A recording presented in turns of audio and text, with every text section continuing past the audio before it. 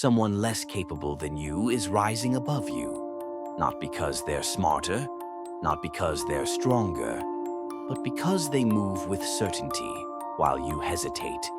This is the tragedy of hesitation. The crown rarely goes to the most deserving. It goes to the one who reaches for it with an unshaking hand. The world doesn't reward quiet brilliance. It rewards boldness. It rewards presence. It rewards those who step forward as if the throne already belongs to them. That is the brutal law of power.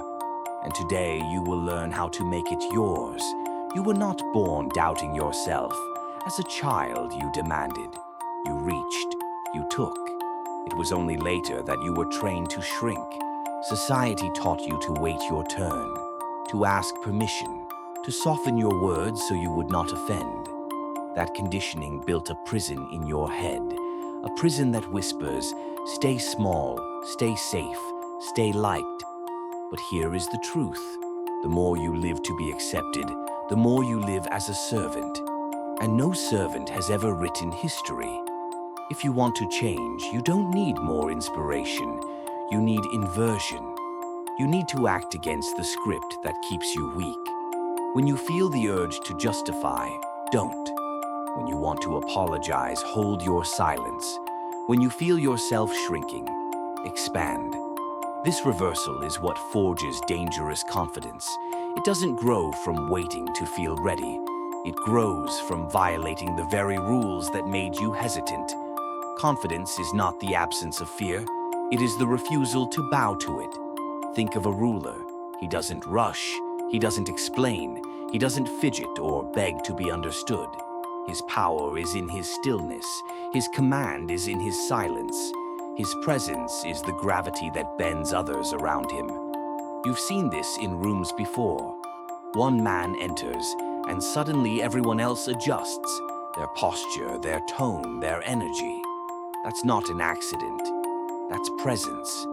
And presence begins not with others, but with you. With the decision to stop competing for attention and start owning the atmosphere. The same law applies to speech. Most men talk like they are negotiating their right to exist. Every word padded with maybe, I think, I guess.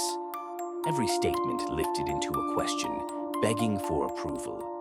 This is weakness disguised as conversation. Your words must strike like steel, not float like feathers.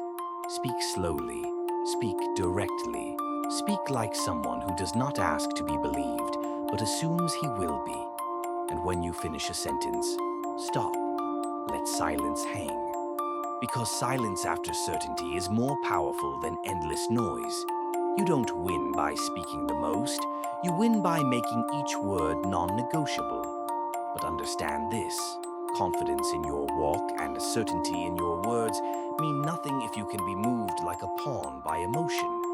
If one insult makes you rage, if one compliment makes you soften, if one rejection makes you collapse, then you are still owned by the world. Philosophy teaches us the deepest form of power, sovereignty of the self, the ability to remain unmoved, to act from principle, not reaction, to let storms crash around you while your core remains still. The man who cannot be provoked cannot be controlled. So here is your task. Kill the servant inside you, the one who begs to be liked. Build the ruler, the one who commands through presence, word, and silence. And master the philosopher's power, the inner calm that cannot be shaken. Because when you combine these three, you become untouchable. Not by pretending to be confident, not by faking it until you make it, but by embodying the very qualities that make kings kings, generals generals, and thinkers eternal. From this moment forward, walk, speak, and live as if you already hold the crown. Because in a world ruled by hesitation, certainty is the only throne.